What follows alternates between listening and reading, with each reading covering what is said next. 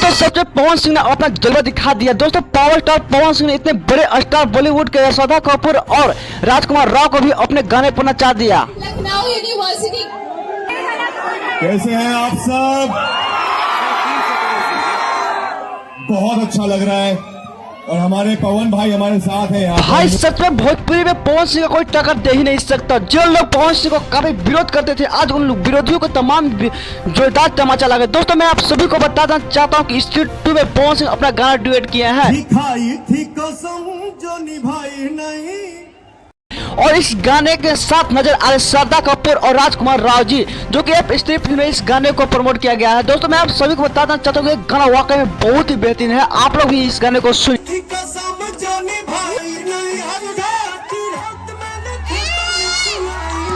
दोस्तों street 2 film promotion को लेकर लखनऊ में मीटअप रखा गया था। उस मंच पर पवन सिंह, राजकुमार राव और श्रद्धा कपूर नजर आई।